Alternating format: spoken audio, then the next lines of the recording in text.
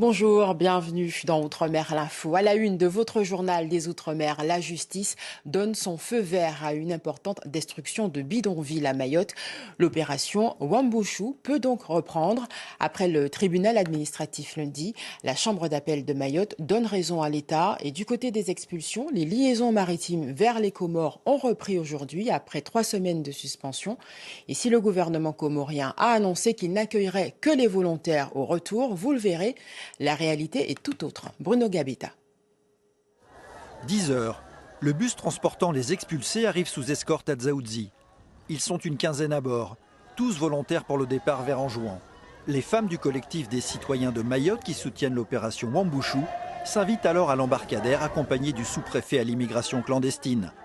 Telles des forces de l'ordre, elles contrôlent les identités des voyageurs ainsi que leurs motifs de départ. Pas question pour elles de relâcher la pression sur l'État français. Si le vendredi, il fait partir, on voit que ça part, là, on va lever le blocage, on va sortir de tous les dispensaires, les jacarandas, on va laisser libre, mais on ne sera pas loin. 70 km plus loin, le navire Maria Galanta, qui assure la liaison régulière entre Mayotte et Anjouan, débarque ses passagers à Mutsamudzu. Officiellement, n'arrivent ici que des volontaires au retour. Ils voyagent dans les mêmes conditions que les passagers réguliers. Je suis une candidate volontaire au départ. Pourquoi avoir décidé de rentrer? Pour m'occuper de mes enfants. Après plusieurs semaines d'un bras de fer avec Paris sur la question du retour des sans-papiers, le gouvernement comorien a prévenu lundi qu'il n'accueillerait que les clandestins volontaires pour le retour. Pourtant, ce passager affirme que des expulsés contraints étaient à bord du navire. Ils auraient été évacués discrètement du port. Je viens de métropole. Nous, on est descendus. Après, apparemment, c'est eux qui descendent en dernier. Sollicités, les pouvoirs publics comoriens n'ont pas souhaité s'exprimer sur le sujet. Pendant ce temps, en Guyane, les demandeurs d'asile pourraient bientôt être accueillis dans un centre d'hébergement d'urgence supplémentaire dans la commune de Sinamari. Le projet a été présenté au ministre délégué des Outre-mer, Jocelyne Elgouache et Jean-Gilles Lassard.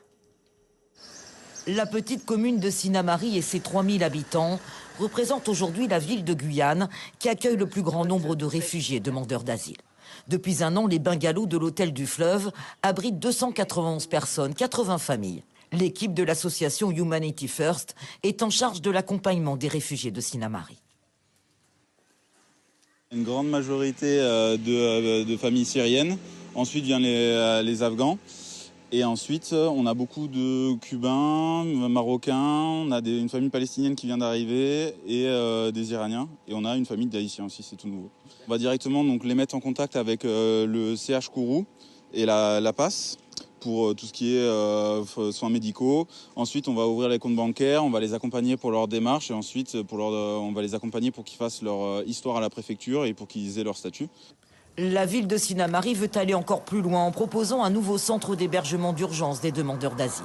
C'est sur ce terrain communal de la cité du Stade qui a accueilli les expropriés de la base spatiale que ce centre sera construit par l'opérateur La Simco. 60 places d'hébergement qui doivent être livrées en juin prochain.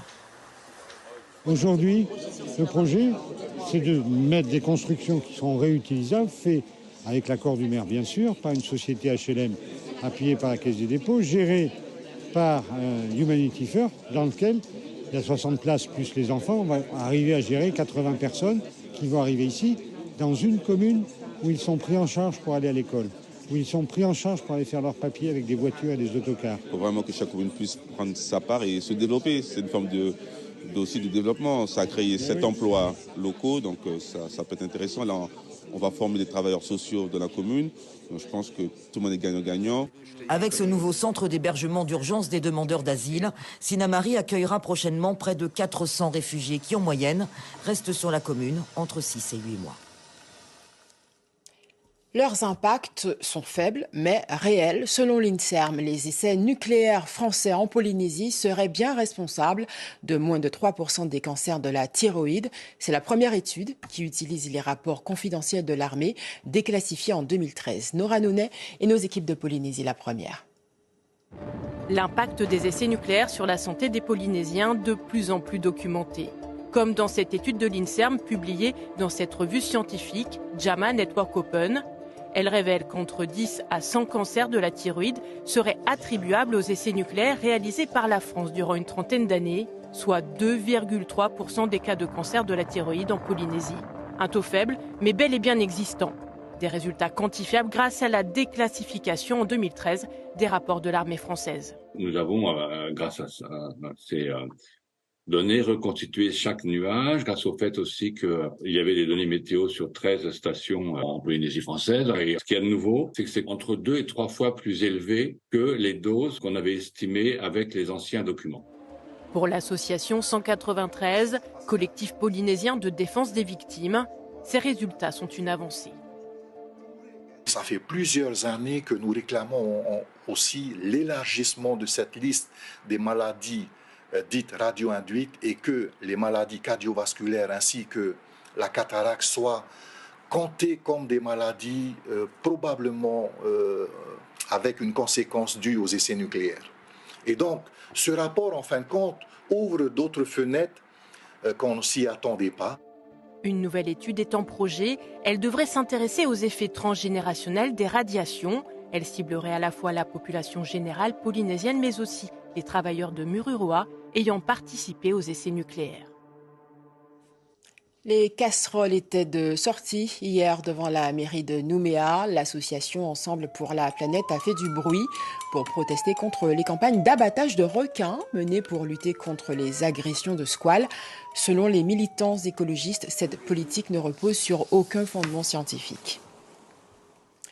Allez, un petit tour à la foire de Brapanon à La Réunion, au bal de la 3e jeunesse. Qu'il pleuve, qu'il vente, part d'importance. Les grands moons, comme disent les Réunionnais, s'en sont donnés à cœur joie. Michel Bertil, Laurent Figon. Un des événements phares de Brapanon au mois de mai, c'est bien sûr la foire, mais surtout son bal. Un bal la poussière qui peut drainer jusqu'à 6000 personnes sous le chapiteau. On est ici à Chapiteau. C'est-à-dire un petit peu de la gaieté. Les gens sont contents de sortir un peu parce qu'il y a longtemps pas qu'on sorti. Et la foire, je pas souvent. Moi, j'aime bien danser, moi. Mais là, j'ai pas envie. Ben, avec le bus, la fatigue, alors je regarde. On va regarder. Vous venez d'où? Putain-le. Et pourquoi vous venez d'aussi loin? Ah ben pour sortir. Hein. Alors qu'est-ce que vous aimez dans ce bal-là? Moi j'aimais le bal, j'aime bien l'amusement de Joël Beg. Le bal a un visage. Joël Beg, roi du micro et surtout chouchou du 3e âge. Son secret, le contact et de bonnes playlists. Venez danse toutes. Venez, ils dansent même sur la musique des jeunes maintenant.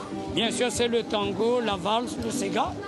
Mais quand ils mettent 2-3 petits morceaux de les jeunes chanteurs, on les met ensemble. Et la preuve, on entend, écoute ce petit morceau, on les voit.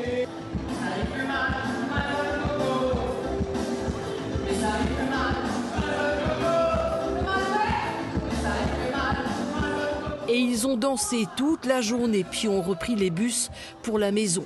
Joël Beg, lui, les retrouvera samedi à la fête qu'il donnera pour ses 68 ans, sous le grand kiosque de la Plaine des Cafres. C'est la fin de ce journal. Merci de votre attention. L'actualité des Outre-mer continue sur la première.fr. Demain, vous retrouvez Kessie Weshop Taï. Bonne journée à vous.